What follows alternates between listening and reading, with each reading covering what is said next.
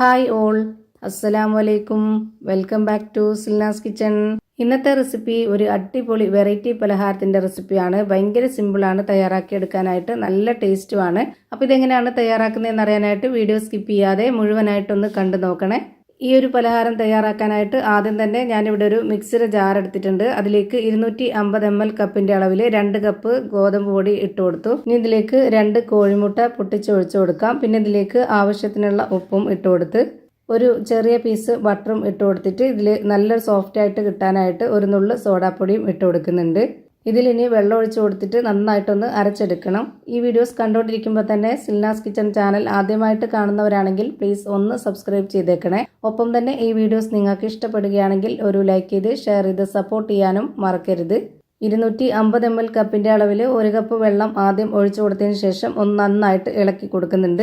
എന്നിട്ടാണ് ബാക്കി 1/2 കപ്പ് വെള്ളവും കൂടെ ഒഴിച്ചു കൊടുത്തിട്ട് ഞാനിവിടെ ഈ ഒരു പരുവത്തിൽ അരച്ചെടുത്തിട്ടുള്ളത്. ഇത് അരഞ്ഞുകൊണ്ടിരിക്കുമ്പോൾ ഒന്ന് അരയാതെ വരും. ആദ്യം തന്നെ ഒന്നിച്ച് ഒഴിച്ചു കൊടുത്താൽ പരുവം തെറ്റും. അതുകൊണ്ടാണ് അരയാതെ വരുന്ന സമയത്ത് ബാക്കി 1/2 കപ്പ് വെള്ളവും കൂടെ ഒഴിച്ചു കൊടുത്തിട്ട് ഈ ഒരു പരുവത്തിൽ അരച്ചെടുത്തിട്ടുള്ളത്. ടോട്ടൽ ഇതിലേക്ക് വേണ്ടി വന്നിട്ടുള്ളത് 250 ml കപ്പിന്റെ അളവിന് 2 കപ്പ് വെള്ളമാണ്. അപ്പോൾ ഇത് കാണുമ്പോൾ തന്നെ അറിയാൻ പറ്റും ഇതിന്റെ കറക്റ്റ് ആയിട്ടുള്ള ഒരു പരുവം. ഇനി അടുത്തതായിട്ട് നമുക്കൊരു സ്റ്റവിലേക്ക് പാൻ വെച്ച് കൊടുത്തതിന് ശേഷം ഫ്ലെയിം ഓൺ ആക്കി കൊടുത്തിട്ട് അതിലേക്ക് കുറച്ച് ഓയിൽ ഒഴിച്ച് കൊടുത്തതിന് ശേഷം ഓയിലൊന്ന് നന്നായിട്ട് ചൂടായിട്ട് വന്നപ്പോൾ ചോപ്പ് ചെയ്തെടുത്തിട്ടുള്ള ഒരു 2 സബോള ഇട്ട് കൊടുത്തിട്ടുണ്ട്. പിന്നെ അതിലേക്ക് വേണ്ടത് 2 പച്ചമുളക് ചെറുതായിട്ട് കട്ട് ചെയ്തെടുത്തതും കുറച്ച് കറിവേപ്പിലയാണ്. മല്ലിയില ഉണ്ടെന്നുണ്ടെങ്കിൽ അതും കൂടെ ഇട്ട് കൊടുക്കാം. ഇനി ഒരു 1/4 സ്പൂൺ അളവിൽ വെളുത്തുള്ളി ഇഞ്ചി ചതച്ചതാണ് ഇട്ട് കൊടുത്തിട്ടുള്ളത്. പിന്നെ ഒരു 1/2 സ്പൂൺ അളവിൽ മുളക് പൊടി, ഒരു 1/4 സ്പൂൺ അളവിൽ പെരിഞ്ജീരകപ്പൊടിയും മഞ്ഞൾപ്പൊടിയും ഗരം മസാലപ്പൊടിയും 1/4 സ്പൂൺ അളവിൽ കുരുമുളക് പൊടിയും ആവശ്യത്തിനുള്ള ഉപ്പും ഇട്ട് കൊടുത്തിട്ട് ഇത് നന്നായിട്ടൊന്ന് ഇളക്കി യോജിപ്പിച്ച് കൊടുക്കാം. ഇതെല്ലാം കൂടി നന്നായിട്ടൊന്ന് വെന്ത് വരണം. അപ്പോൾ അതിന് വേണ്ടിയിട്ട് ഞാനിവിടെ ഒരു 3 മിനിറ്റ് നേരം വെയിറ്റ് ചെയ്യുന്നുണ്ട്. ഒരു 3 മിനിറ്റ് ആയപ്പോൾ ഇത് തുറന്നു നോക്കിയപ്പോൾ ഈ ഒരു പരുവത്തിലാണ് വെന്ത് കിട്ടിയിട്ടുള്ളത്. നല്ലൊരു വെന്ത നല്ല മസാലപ്പൊടിയുടെ ഒക്കെ നല്ലൊരു മണം വരുന്നുണ്ട്. ആ ഒരു സമയത്ത് നമുക്കിതിലേക്ക് ഗ്രേറ്റ് ചെയ്തെടുത്തിട്ടുള്ള 2 മുട്ട ഇട്ട് കൊടുക്കാം.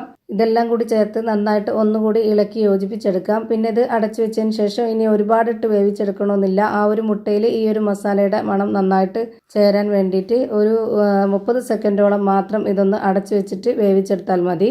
ഇപ്പോൾ ഇത് നന്നായിട്ട് വെന്ത് കുഴഞ്ഞു വന്നിട്ടുണ്ട്. ഇനി നമുക്കിതിൻ്റെ ഫ്ലെയിം ഓഫ് ചെയ്ത് കൊടുക്കാം.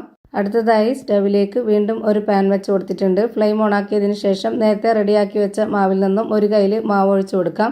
എന്നിട്ട് ഇതുപോലെ ഒന്ന് ചുറ്റിച്ചെടുക്കുന്നുണ്ട്. ഒരു മീഡിയം ഫ്ലെയിമിൻ്റെയും ലോ ഫ്ലെയിമിൻ്റെയും ഇടയ്ക്കുള്ള ഫ്ലെയിമിലാണ് ഇത് വെച്ച് കൊടുത്തിട്ടുള്ളത്. എങ്കിലാണ് എല്ലാം ഒരുപോലെ കിട്ടുള്ളൂ. ഇപ്പോൾ ഇത് ഒരു സൈഡ് വെന്ത് കിട്ടി. ഞാനിതൊന്ന് തിരിച്ചിട്ട് കൊടുത്തിട്ടുണ്ട്. ആ ഒരു ഭാഗം കൂടി ഒന്ന് വെന്ത് വരണം. ഇതിന് മുകളിലേക്കായിട്ട് കുറച്ച് ഓയിൽ ഒഴിച്ചു കൊടുക്കാം. അപ്പോൾ നല്ല ടേസ്റ്റ് ആയിരിക്കും, നല്ല മുരുമുരാന്ന് കിട്ടുകയും ചെയ്യും. ഓയിൽ ഒഴിച്ചു കൊടുത്തതിന് ശേഷം ഇതുപോലെ ഒന്ന് സ്പ്രെഡാക്കി കൊടുക്കുന്നുണ്ട്. എന്നിട്ട് ഇതൊന്ന് തിരിച്ചിട്ട് കൊടുക്കാം. തിരിച്ചിട്ട് കൊടുത്തതിന് ശേഷം നമ്മൾ റെഡിയാക്കി വെച്ചിട്ടുള്ള ഫില്ലിങ്സിൽ നിന്നും കുറച്ചെടുത്തിട്ട് ഇതുപോലെ നീളത്തിലൊന്ന് വെച്ച് കൊടുക്കാം. എന്നിട്ടൊന്ന് ഷേപ്പ് ചെയ്ത് കൊടുക്കുന്നുണ്ട്. ഷേപ്പ് ചെയ്ത് കൊടുത്തതിന് ശേഷം ഇതുപോലെ ഒന്ന് മടക്കി കൊടുക്കാം. ഇപ്പോൾ ഞാനിവിടെ ഫില്ലിങ്സ് വെച്ചിട്ട് ഇതുപോലെ ഒന്ന് റോൾ ചെയ്തിട്ട് എടുത്തിട്ടുണ്ട്. ഇപ്പോൾ അത് നന്നായിട്ട് വെന്ത് വന്നു. ഇത് നമുക്ക് എടുത്തു മാറ്റാവുന്നതാണ്. ഞാനിവിടെ ഒരെണ്ണം കൂടെ ചെയ്ത് കാണിക്കാം. ഇവിടെ ഇതൊന്ന് എടുത്തു മാറ്റിയതിന് ശേഷം പിന്നെ നമ്മളിതിലേക്ക് ഓയിൽ സ്പ്രെഡ് ആക്കേണ്ട ആവശ്യമില്ല. ആദ്യം നമ്മൾ ഈ ഒരു മാവ് ഒഴിച്ചു കൊടുത്തിട്ട് നന്നായിട്ട് ഇതുപോലെ ഒന്ന് ചുറ്റിച്ചെടുക്കുക. എന്നിട്ട് ഒരു സൈഡ് വെന്തതിന് ശേഷം ഇതൊന്ന് തിരിച്ചിട്ട് കൊടുത്തിട്ട് ആ ഭാഗത്ത് കുറച്ച് ഓയിൽ ഒഴിച്ചു കൊടുത്ത് ഇതുപോലെ ഒന്ന് സ്പ്രെഡാക്കി കൊടുക്കണം.